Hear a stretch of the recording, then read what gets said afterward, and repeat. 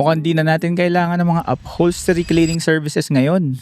They can really get expensive lalo na kung madami kayo ipapalinis.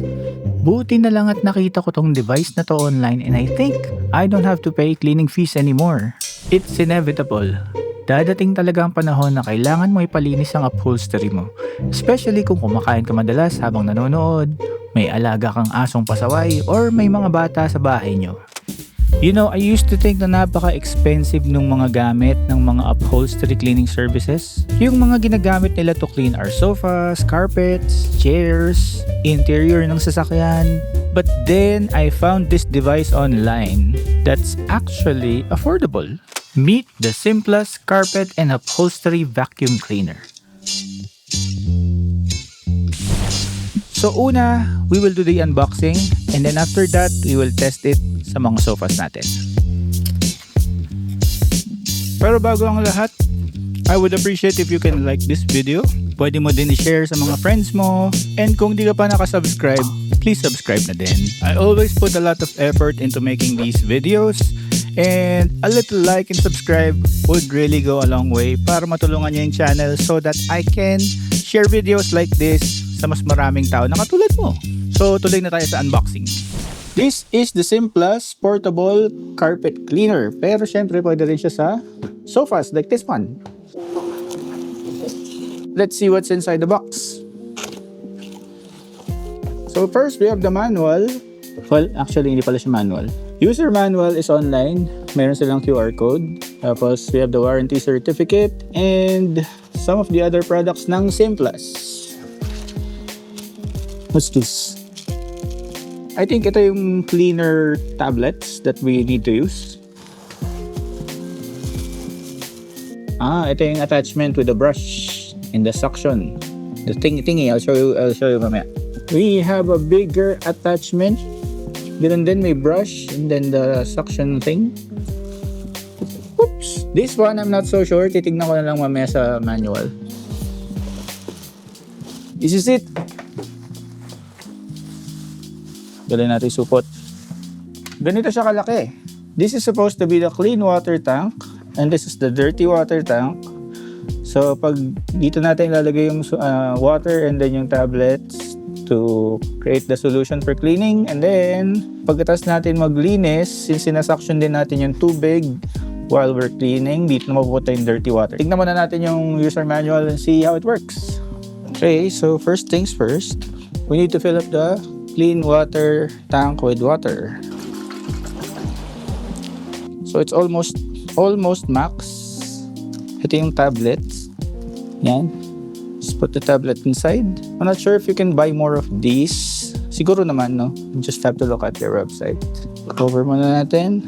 Medyo matagal siya mag-dissolve. So you'll have to wait a while. Paikot-ikot siya doon. 15 minutes later. Okay, so I think tapos na siya mag-dissolve. So, umangat na siya, tapos di na siya bumubula. Mukhang ito na yun. Pwede siguro tayo magsimula. Medyo mabigat siya. 2 liters of water, I think, approximately, yung laman nito. So, first thing you gotta do, sa likod niya, meron siyang switch. You have to turn this on. Yan, narinig niyo yung beep. And then, meron din siya ditong power button that you need to press. Yan. So, nakailaw na yung power button. Operational na siya ngayon. You just have to press this. Nakailaw yung standard and warm. Para maging hot, you press this temp again. And if you want heavy, press mode. Okay. Now we can start using it. So, kailangan na natin spray dito, yung cleaning agent. So, the dirtiest part of the sofa is here, kaya medyo sinusoak ko siya. Yan, especially this one. Yan, soak. Yan, let it absorb. So kung mararamdaman mo, medyo warm yung water. Hindi naman siya super hot kasi 60 degrees lang yon. Ayan, spray.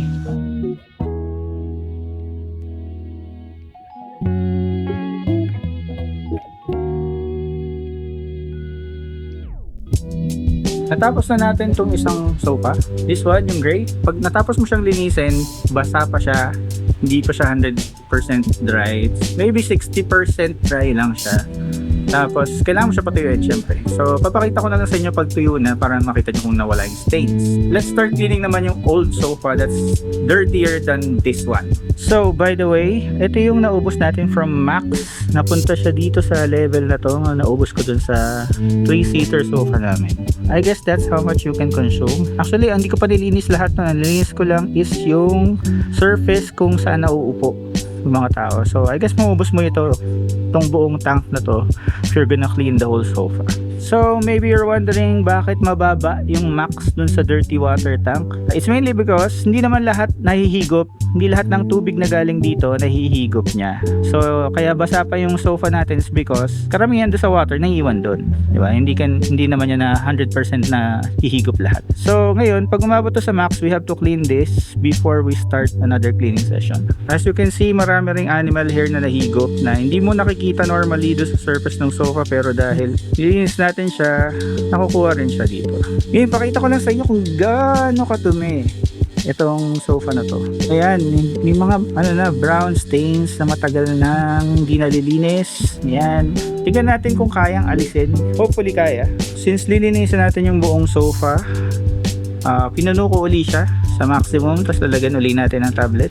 Di-dissolve uli tayo ng tablet. Okay, so once mapuno na yung dirty tank doon sa max niya, yung dirty water tank, pag napuno na siya, mamamatay siya automatically and magbi-beep siya twice. So I think we have to clean the dirty water tank first before we proceed. Kala nyo konti lang ha, marami rin pala nakukuha. Oh. Ayan oh, ang dumi. So nalinis na natin tong dirty water tank. Babalik na natin dito. Simple lang naman yan. Salpak natin ganyan. Pag kukunin mo siya, tataas mo lang to. Kunin mo siya ganyan. Simple lang.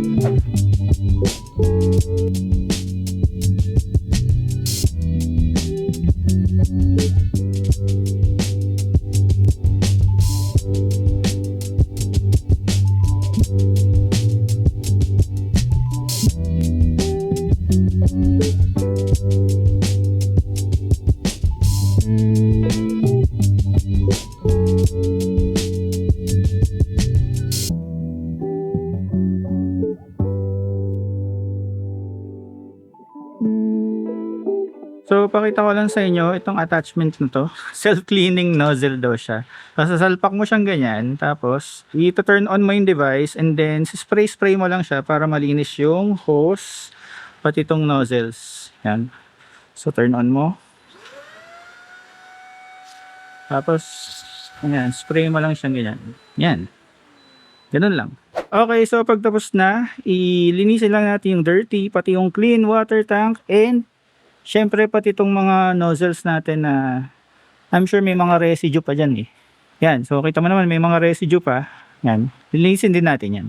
Approximately 10 hours later. Okay, as you can see, nung natuyo na, nawala na yung mga stains natin.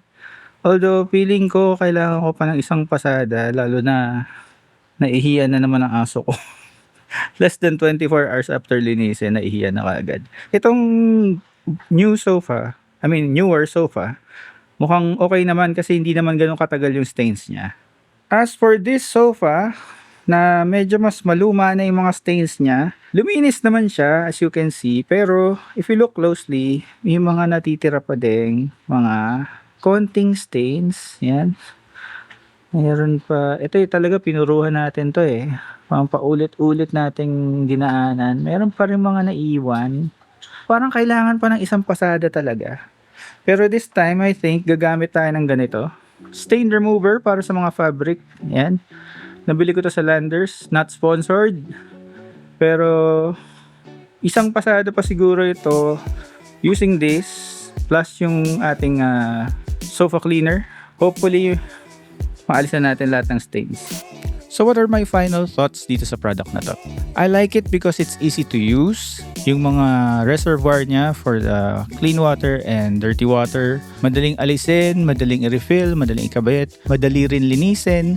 Kumbaga, idiot-friendly siya. Kahit di mo masyadong binasa yung manual, maiisip mo kagad kung paano gamitin to. Also, nagustuhan ko rin na meron siyang heating element. Although hindi naman siya ganun kainit, pero I think yung heat is enough to help para maalis yung mga stubborn stains. Ang di ko lang nagustuhan is medyo maingay siya. As in, talagang malakas na ingay na merong high-pitched sound minsan. I think common naman ito sa most vacuum cleaners, especially yung mga upholstery cleaners. So, I can't complain, ganun talaga siguro. But overall, I'm really impressed with the product, and personally, I think hindi naman talaga niya mare-replace yung talagang mga professional cleaning services. Pero what you can do with this is i-maintain yung cleanliness ng sofa mo para hindi ka na umabot sa point na hindi mo kayang linisin. Papalinis mo na lang sa iba.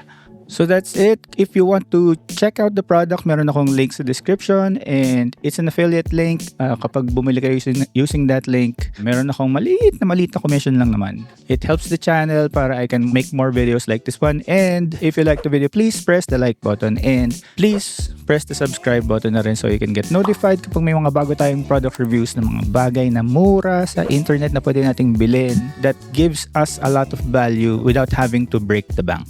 So that's all for now. God bless you all and stay swackly.